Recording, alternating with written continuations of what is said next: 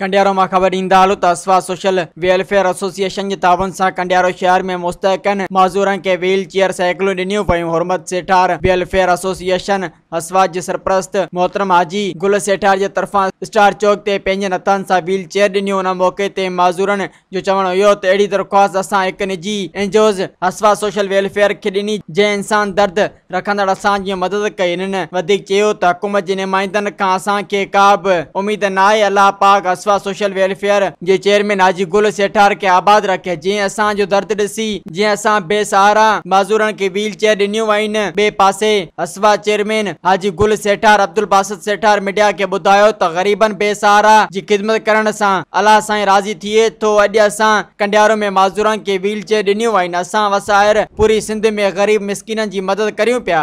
मज़ीद ख़बरन ऐं तफ़सीलात लाइ विज़िट कयो असांजी वेबसाइट www.awaminews hd.com ऐं ॾिसंदा रहो अवामी न्यूज़ HD।